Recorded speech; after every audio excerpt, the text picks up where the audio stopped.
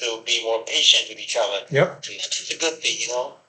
But you know, not everybody can do the same as you know as their children, because they're the real leaders of tomorrow. Yes, they are. Yes, they are. You got that right. And they're leading on a bunch of different issues that impact all of us. And it's my hope that we don't lose sight of them as we go about our business and go about our ways.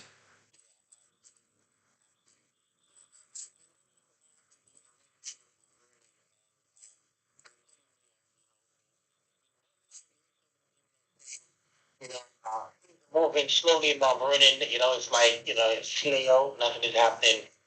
What's your take on that, and how do you see Mount Vernon going forward in the city of Mount Vernon? I see Mount Vernon responding to the incompetence, and I see Mount Vernon responding to the apathy, and I see Mount Vernon responding to the mediocre mindset that has taken over our city. And you don't have to look too far.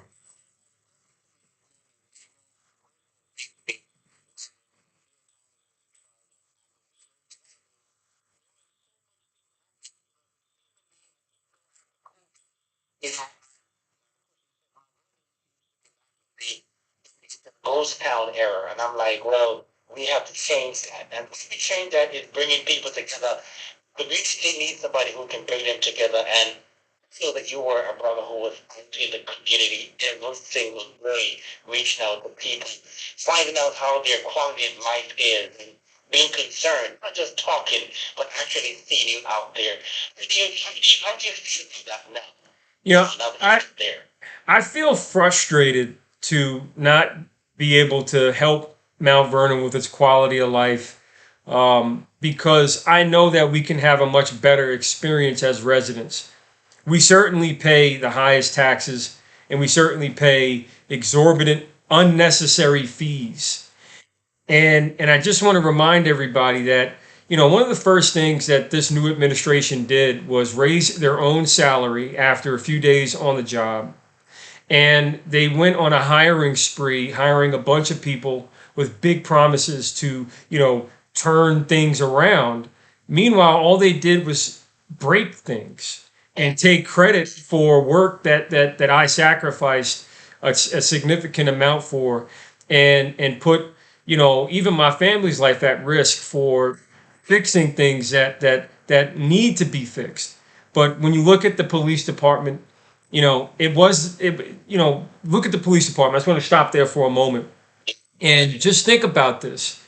You know, we had a relationship with the police. We had community police in Mount Vernon, and crime was very low. Mount Vernon statistically was safer than White Plains and Scarsdale on some nights. And if you think about that, that's like, how is that possible? It's possible because we had a great relationship with law enforcement in our community. That has been dismantled. It was not defund the police. This administration came in and dismantled the police. There's a big difference between the two. And so I want to be clear that, my administration was defunded. I did not have funding for a police commissioner. Funding for more than 20 cops was taken away. But I still found a way to get the cops their overtime and pay for the work that they did. And I still found a way to make sure that we built alliances and relationships across the region and the land to protect Mount Vernon. And those relationships delivered significant safety results for the city. But today, you cannot say the same. And it's a shame because, they have more money to work with. They have more people in various positions that I never had the ability to have. And I'm not complaining. Listen, I love the opportunity to demonstrate that I was, the right mayor for Mount Vernon. And but, there were people that were upset with the decisions I was making from a political standpoint because it hurt the wallets of some very powerful people. And that's okay by me, because now the people see that the big lie they told on me to mislead them was a big lie. So people are now seeing the truth, and I'm grateful for that. Now, I don't know if I lost you, but if I did lose you, I am going to call you right back. Hold on. I'm right back. I lost Minister Tyson. You guys stay right there. You see how the enemy works?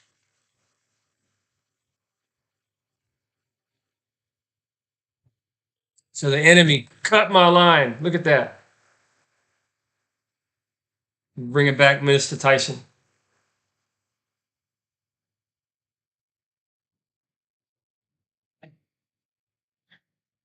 Minister Tyson, are you there? Well, we're going to work to get Minister Tyson back on the line. I'm going to keep talking with you guys because, the truth is the truth. Oh, there you go.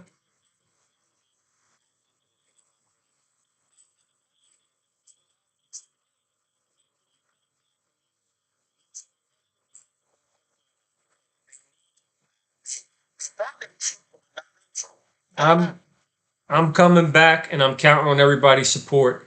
I expect to have something official before the end of the summer, but I just want to make it abundantly clear that I'm coming back to fix Mount Vernon. It's broken beyond recognition, and it's a shame. Every time it rains, it floods in the streets. Every time that people are seeking relief, they get hit with another bill or a surprise expense by the city. And we had sobering news by Comptroller Morton the other day explaining that there is a path to financial recovery in Mount Vernon. But you know what? Taxpayers, homeowners, parents, children, we've all had enough. Enough of the talk, enough of the Facebook, you know, gallivanting. It's completely it's completely just broken, and I'm gonna come back and fix it like I did before.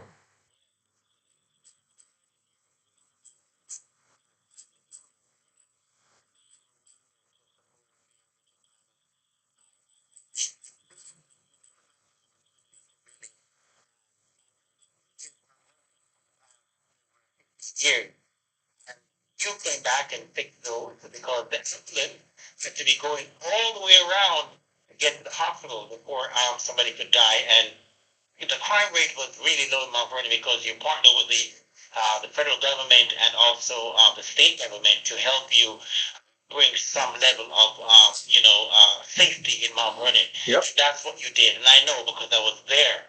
And even as you were seeking for a commissioner, you opened the door. You brought people to the table to select a commissioner for the city of Mount Vernon Police Department because I was on that commission. And it's just sad, Richie, but I'm so happy that you are geared up and you're anticipating what's going to happen, the new wind that is going to blow in Mount Vernon. How do you feel about it? You know, I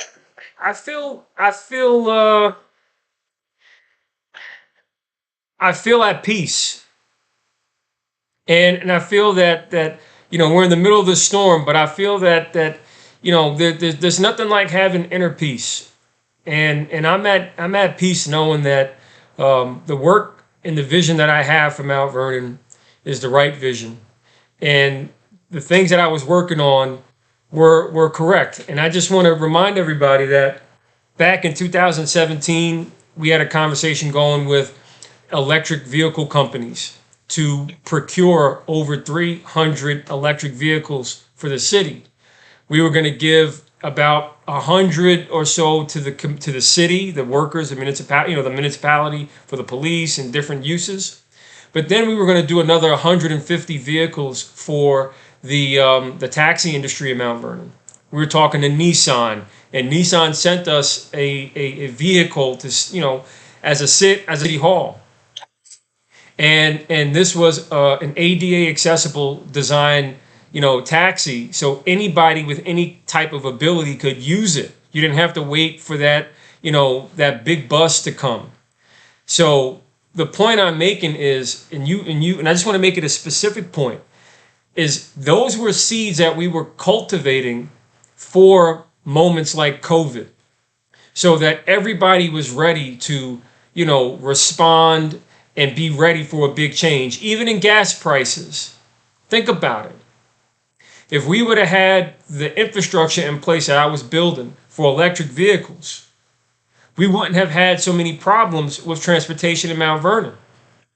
And even the taxi drivers would have a better experience because they would have had better vehicles to use that the city could have helped them get into. But when you look at the opposition, even at Memorial Field, they have really focused too much on politics, and that's where I'm going to keep the focus on people and our possibilities for our future. And I just want to point out, I'm happy that Memorial Field is finally inching toward reopening. I'm happy because we're going to finally get to use it after more than 12 years. But just think about it, Minister. How come it couldn't have been done faster, sooner? What is the real holdup? How come there were millions of dollars in cost overruns? Why? Also, why is it so small? And I say that in the nicest of ways because, there's a little known tournament called the World Cup. And the World Cup is coming to this area in the year 2024, I believe. Yeah. And can you imagine if we would have went with the big vision, the right vision, having a domed 25,000 seat facility with a 9-lane track at Memorial Field? You know what that would have done? We could have had, but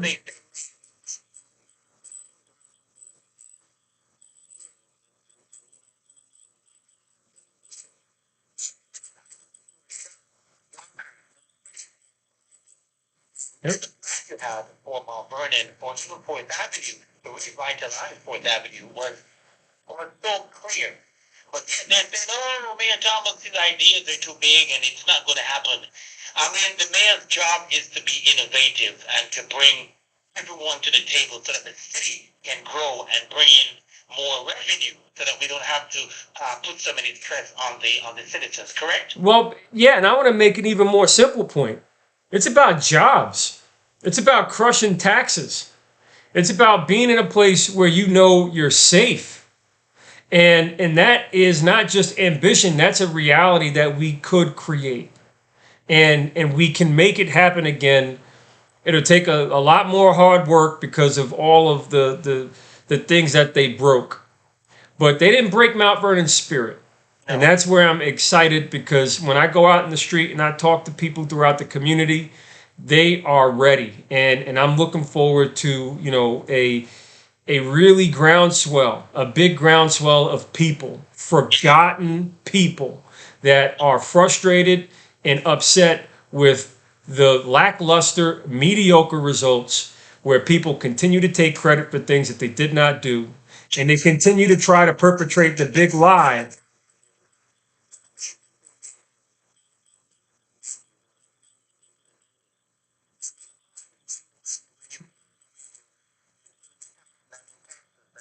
Chicago.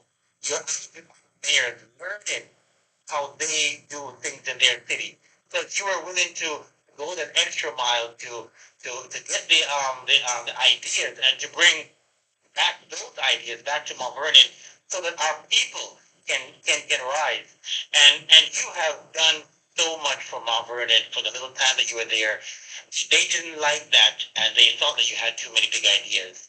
I say to them, Jesus Christ had a big idea, but they crucified him. That's right.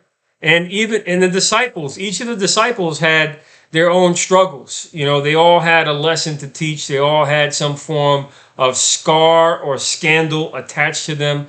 But that did not stop God from using them to work and to get God's work done. And that's where I look at it as a disciple of faith, so that people know that we all go through something. We're all on this journey. And I'm going to continue to carry my weight and carry that cross of all the different afflictions that they try to cast on me that were not correct and not true. It was part of that big lie. And you know what? We're going to make sure that we take everything that they took back from us, which was our quality of life. They took away our safety. They promised safety but delivered danger. And now, we have a situation where they're raising taxes and fees unnecessarily. And it's like they're trying to force gentrification to happen by making Mount Vernon too expensive to live in. And not only that, I heard, I,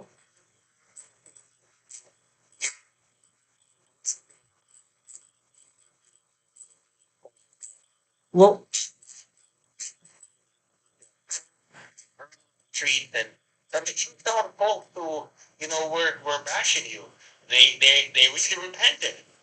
Because they realized that, you had some good ideas and you had a lot of stuff, working on, and you weren't given the opportunity. And I tell you, I remember when you traveled on the train, you could have taken your escort downtown, but you traveled on the train to the MTA just to show them, listen, we need to get this money so we can fix our bridges. yep. They have been dilapidated for the past 15 years or more. And that happened because of you. And we want to say thank you so much, sir, for what you do. Many thanks. And I just want to just share one more point about respect. I have a lot of respect for the people. And one of the things that we've seen time and time again by this administration and a lot of the politicians that want to try and, get elected is they have no respect for the people. And we can see it not only in their actions, but we can see it in what they have not done.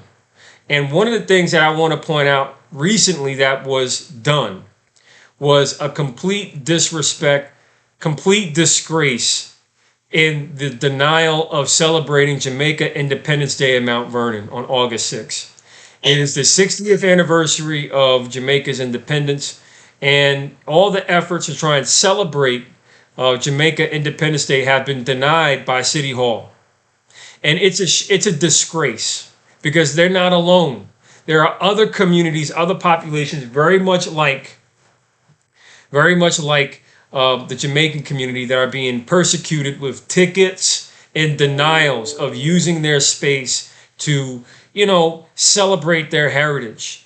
So these facts will be discussed along the way as we march back to take back City Hall, to take back safety in the city, and to return prosperity to the people, because that's what we need.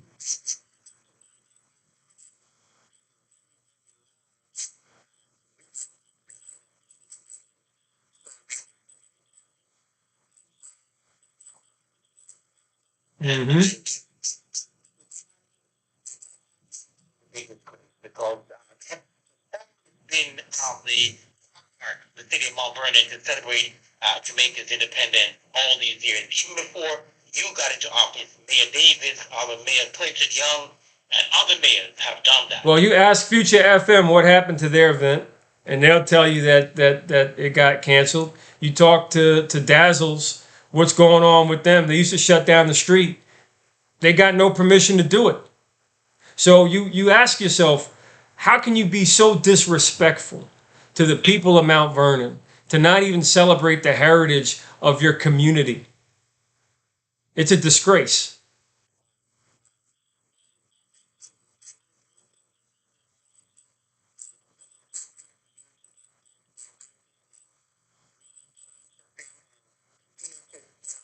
You were relied upon and pretty much forced. Because even when we went to court and the judge said, hey, you can stay, they said no, let him stay, get out of here. You know, God does not like ugly and he does not sleep. And not everybody who says Lord, Lord will enter. But Mayor Thomas, we just want to thank you for Thank you.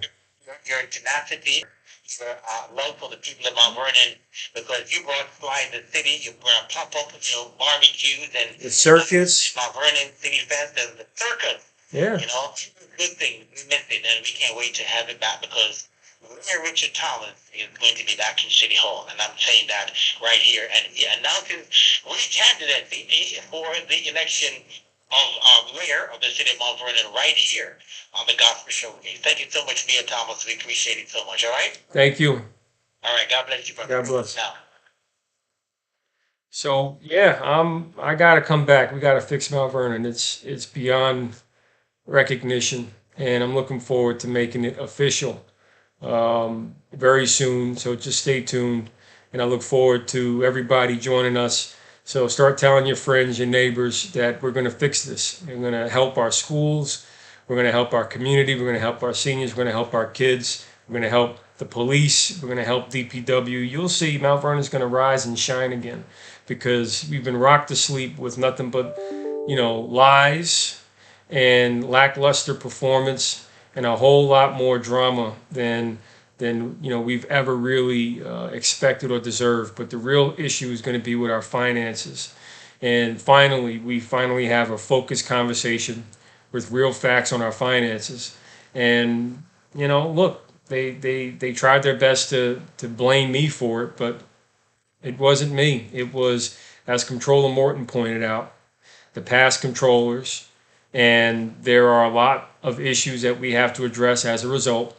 But tomorrow at noon, that's Wednesday, July 20th, I will be discussing um, I will be discussing Controller Morton's report on Mount Vernon's finances with a former U.S. attorney and a former district attorney and a former inspector general on WVOX and right here on YouTube and Facebook. We're going to be talking about an Instagram. That's why I'm looking down. I'm looking down at the gram.